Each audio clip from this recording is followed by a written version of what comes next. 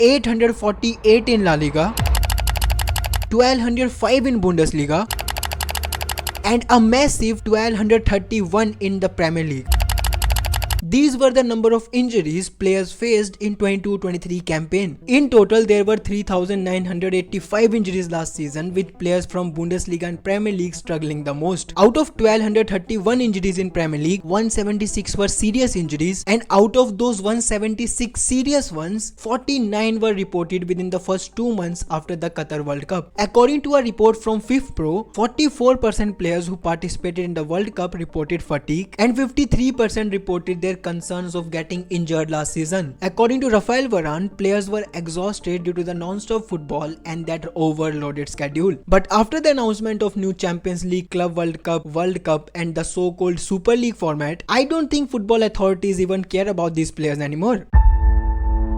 Football players participate in several different competitions organized by several different authorities in a year. Some are organized by the respective FAs of the country, such as FA Cup, French Cup, etc. Some are organized by the clubs and private bodies, for example Premier League, La Liga, Serie A and so on. Then there are competitions organized by UEFA, such as the Champions League, Europa League, Conference League, Euros and the Nations League. Lastly, there are competitions which are run by FIFA itself, such as World Cup, Club World Cup, and that's pretty much it. Every competition has its own authority and every authority is responsible for generating its own revenue. What I mean is that these federations are independent. The revenue generated by these federations is not being shared, which means if UEFA is making X amount of money, then it is UEFA that is making that much money. Nothing is going to FIFA or the Premier League. Similar is the case with FIFA and all the governing bodies in the world. You see, Premier League and other domestic leagues across the world makes most of their money from the sponsorships and the broadcast rights, whereas FIFA and UEFA makes theirs from the competitions they organize. Now, because the games played under UEFA are way more than the games played under FIFA, there is a huge difference in terms of revenue between them. UEFA makes constant money every year thanks to the Champions League and other competitions, whereas FIFA makes most of its money in the World Cup year. But now with the introduction of the new World Cup and the Club World Cup format, FIFA has better opportunities to generate more revenue as the number of games are increased. The FIFA wants a Club World Cup whenever that should be. It's about money, nothing else. Similarly, with the introduction of the new Champions League format, which will ultimately increase the number of the games, UEFA will also make more money. But the problem here is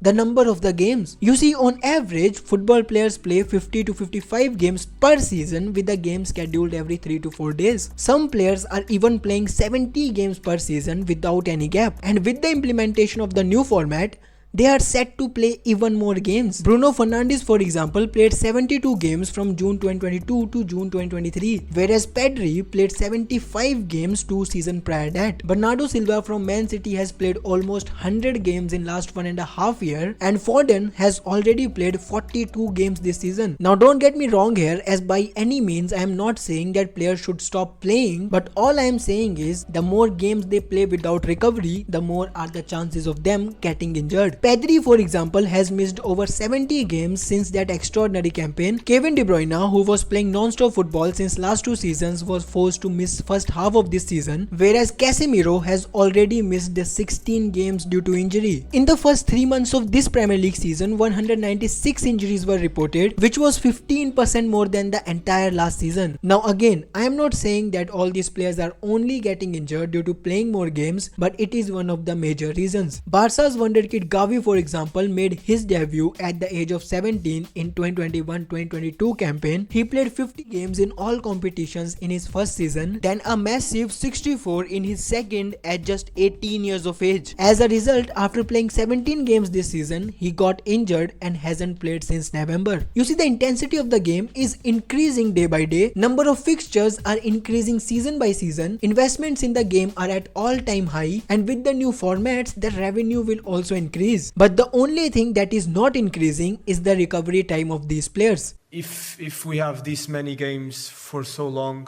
at the end the games will lose the energy, will lose the intensity. According to FIFPro, 61% players who participated in the World Cup asked for a minimum 14 to 28 days to recover after the competition. But after just 8 days, Premier League was resumed. As a result, 49 Premier League players got injured within the first 2 months. With the World Cup in between, a lot of load, I think overload from the players, and I think that process is already longer term going on, that the load on the players is too much. According to a report from The Guardian, players could play 86 games next year and will barely have any time to recover for the 2026 World Cup. Player could now be required for 86 matches for club and country. So if you see, in next 2 to 3 years, there is a lot of football to be played. The games will be played day in, day out, and the workload on players will increase without any doubt. I'm not against for the new competitions. I'm against for the lack of time to recovery between year by year. Now you could argue that 8 to 10 more games should not be a problem for the players as they are paid fortune to do that, but the problem here is football players are already playing so much football that there is no room for more games. According to Fifth Pro, Jude Bellingham has already played 30% more minutes of football than Wayne Rooney at the same age. Kylian Mbappe at the age of 24 has played 48% more minutes than Henry at the same age. See, it's not about money, it's about the workload these young football players are going through so early in their careers, which can eventually shorten their careers, especially their international careers, as it happened with Rafael Varane. It can also give them a serious injury like Gavi, or it can exhaust these players as it is happening with Bruno Fernandes and Bernardo Silva. When I say we have to reduce games, FA Cup or whatever, it's just because the best players play all the time. But with the introduction of new formats and a potential Super League, it doesn't look like football is stopping anytime soon. Super League, for example, was proposed by the top European clubs to improve the so-called quality of the game alongside their revenue. And even after UEFA's disagreement, as it will ultimately affect their revenue, Super League got green light from the European court. Now we are not sure whether the clubs participating in this league will be allowed to play in the Champions League or not, but if they are allowed, then get ready for more games. It's always more games, more games. And if you tell about the clubs, it's about money. What do you think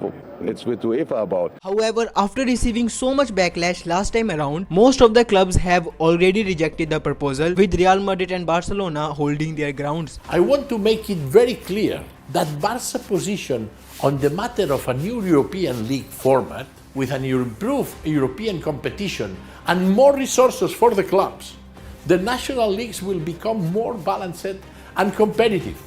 Nuestro destino nos pertenece y tenemos ante nosotros una gran responsabilidad.